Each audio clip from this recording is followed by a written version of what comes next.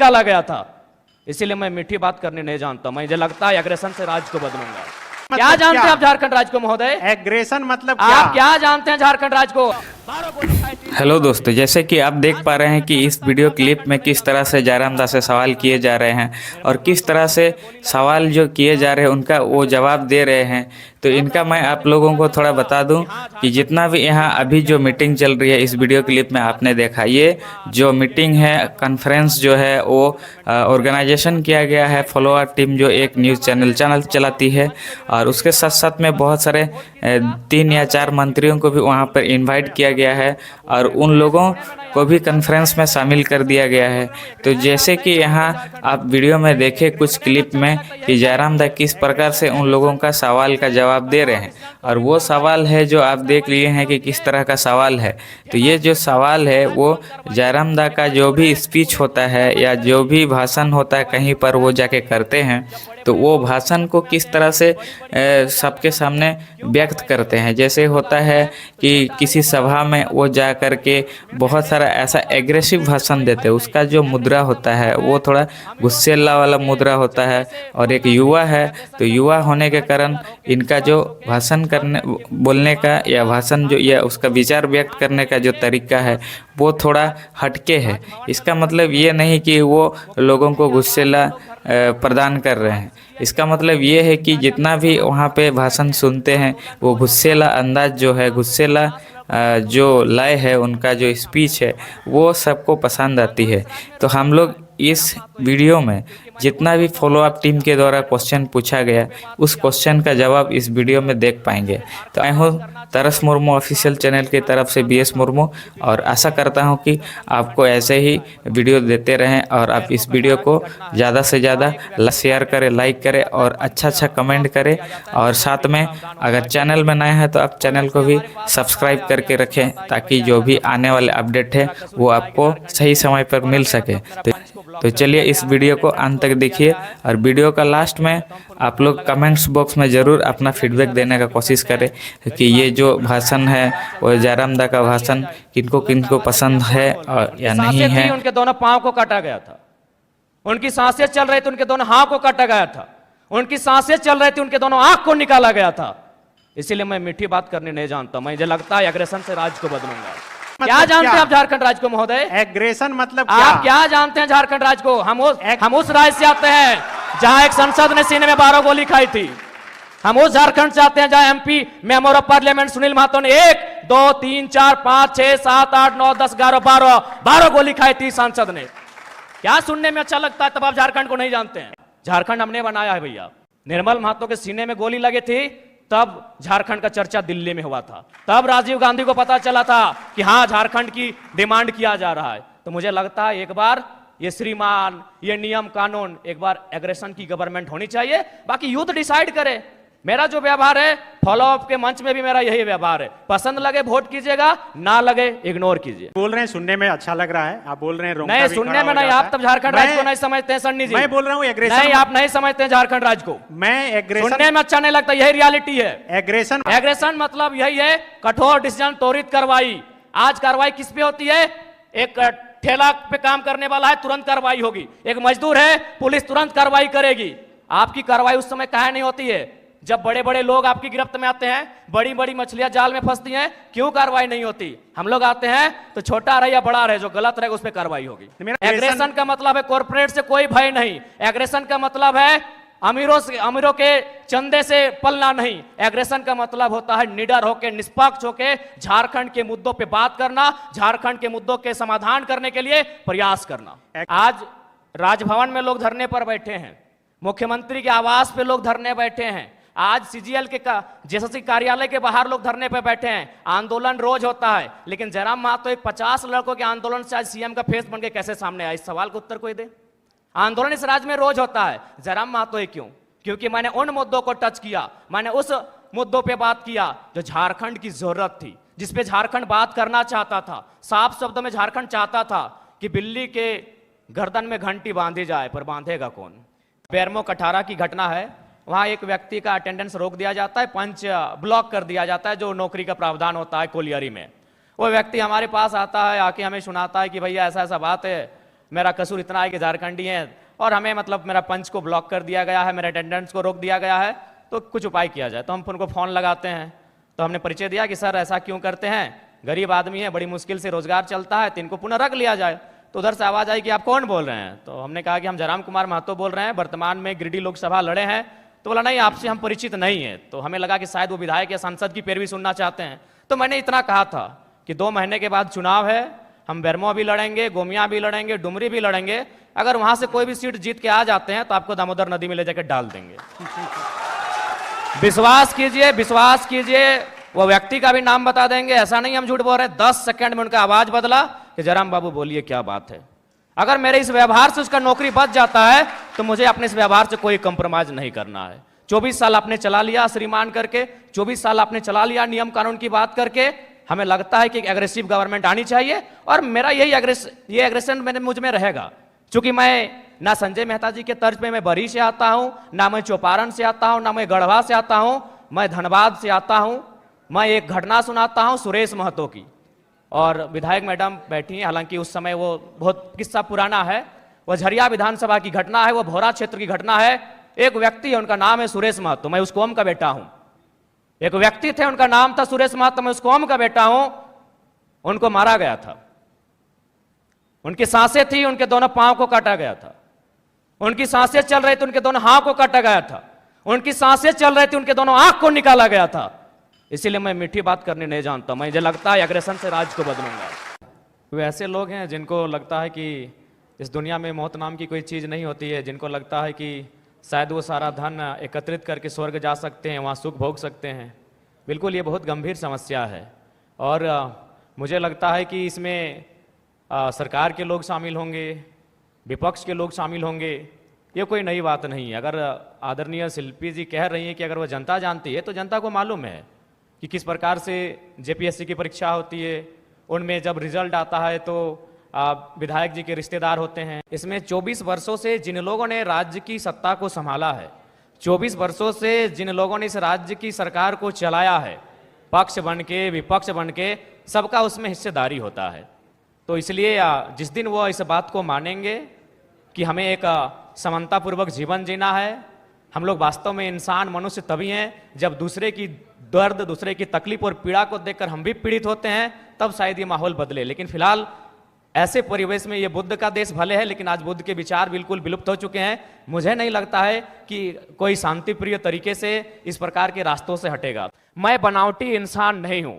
उस मीटिंग में 52 minute discussion हुआ था। मैंने 52 मिनट के बाद मुंह खोला था और ये तो मीडिया चल रही थी और कैमरा में कैच हो रहा था, इसीलिए मैंने बोतल को टेबल में पटका। मां कसम हम किसी के मुंह में पटकते, आपके पांव तले जमीन खिसक जाएगी। जब आपने छेड़ा है तो सुन लीजिए।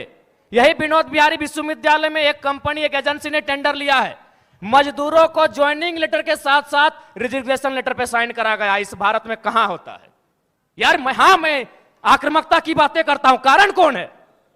रिजिग्नेशन लेटर पे साइन कराया गया है, कौन देगा उत्तर?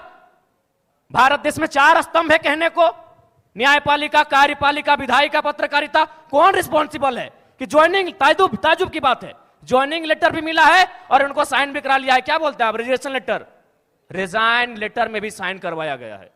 और एक घटना गोमिया की, जब मेरा सभा था बेरमो में, वो लड़का आया, उसने कहा कि जो एजेंसी है उनको पेमेंट देना होता है 20,000, लेकिन मेरा शर्त है उनका कि 20,000 आपके अकाउंट में देंगे, आपको 8,000 रिटर्न करना होगा, नहीं तो नौकरी से निकाल देंगे। उसके बाद भी अगर आपका खून नहीं खोलता है तो आप बनावटी लोग हैं, असल लोग नहीं है। अगर आप चाहते हैं मेरे अंदर की आक्रामकता कम हो, आप चाहते हैं मेरे अंदर की उग्र भावना कम हो, तो आज प्रबुद्ध लोग बैठे हैं। आज माननीय मंत्री दीदी बैठी हैं, आज माननीय मंत्री महोदय बैठे हैं, मंत्री 3 मंत्री बैठे हैं, आज प्रदेश अध्यक्ष महोदय बैठे, सांसद महोदय बैठे हैं, झारखंड मुक्ति मोर्चा के फिलहाल पालनहार हैं बैठे, आज विधायक मैडम बैठी हैं, यहां भी एक विधायक बैठे हैं, यहां भी एक विधायक बैठे हैं। ये लोग तय करें कि इस प्रकार का जुल्म, शोषण, अत्याचार एक आम व्यक्ति पे, यानी जो लोग हाशिए पर हैं, जो लोग निम्न स्तर पे हैं, उनके साथ अन्याय नहीं होगा। जयराम महतो प्रेम की कविताएं लिखेगा, इनकलाब की बातें नहीं करेगा। जयराम जी, कि अगर एक व्यक्ति पे कार्रवाई होती है और उस कार्रवाई से अगर हजारों स्टूडेंट को एक उम्मीद मिलती है, अगर एक व्यक्ति पे कार्रवाई होती है और हजारों किसानों की खुशहाली आती है तो मुझे लगता है उस व्यक्ति पे कार्रवाई होनी चाहिए। और मैं अपना एक अनुभव बताना चाहूँगा, हालांकि ऐसे मंचों पे जहाँ एकेडमिक लोग आके सुन रहे हैं, इंटेलेक्चुअल लोग आके सुन रहे हैं, नहीं बोलना चाहिए, लेकिन मुझे मेरा जो करैक्टर है वो सबके सामने मैं आपको बताना चाहूँगा। ये बेरमो कठारा की घटना है। वहाँ एक व्यक्ति का अटेंडेंस रोक दिया जाता है, पंच ब्लॉक कर दिया जाता है, जो नौकरी का प्रावधान होता है कोलियरी में।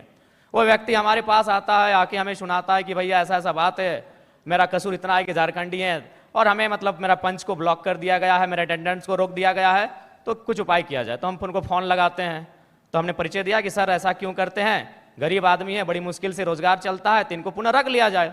तो उधर से आवाज़ आई कि आप कौन बोल रहे हैं? तो हमने कहा कि हम जयराम कुमार महतो बोल रहे हैं, वर्तमान में गिरिडीह लोकसभा लड़े हैं।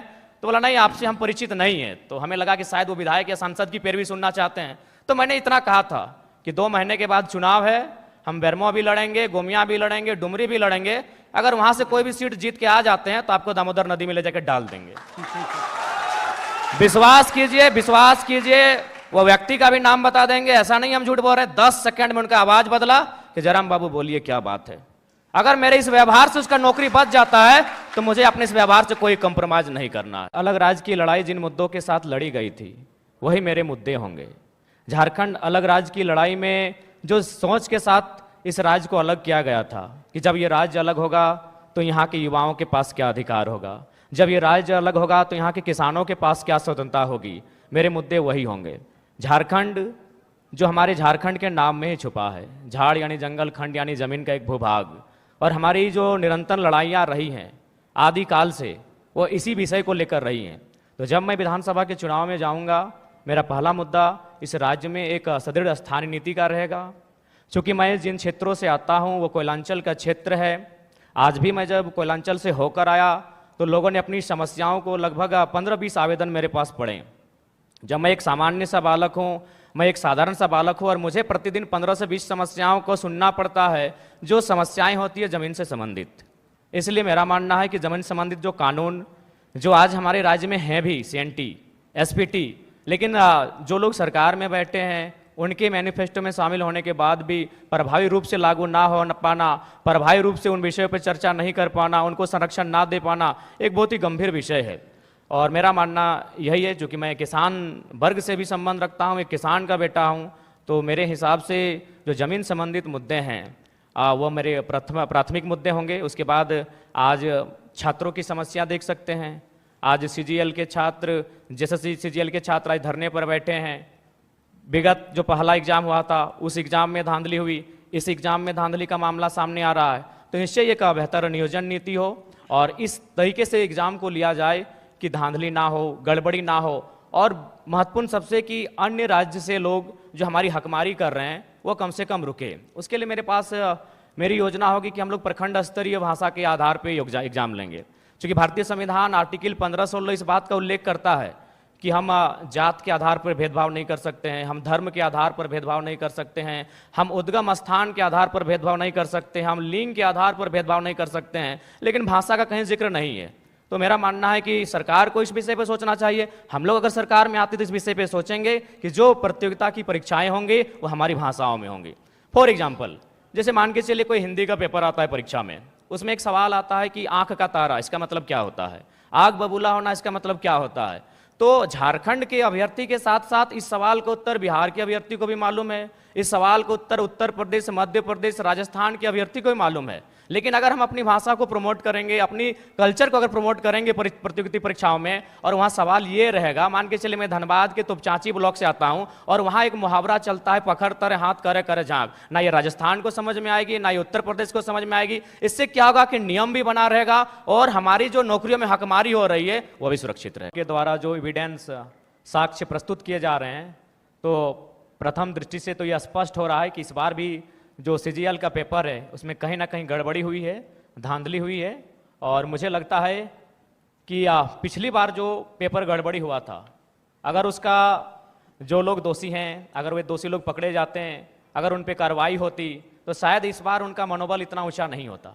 लेकिन चूंकि आपने SIT का गठन किया, आपने समय मांगा, आपको समय मिला, उसके बाद भी ये तय नहीं हो पाया है कि पिछली बार जो पेपर गड़बड़ी हुई थी, जो 28 जनवरी 2024 को जब इसका एग्ज़ाम हुआ था, तो मेरा मानना है कि कहीं ना कहीं आपका कठोर निर्णय ना ले पाना गवर्नमेंट का, आपका क्विक डिसीजन ना ले पाना उन लोगों का मनोबल को बढ़ा रहा है। हमने कोल माफिया सुना था, हमने लैंड माफिया सुना था, अब यहाँ पेपर माफिया जैसे मामले सामने आ रहे हैं।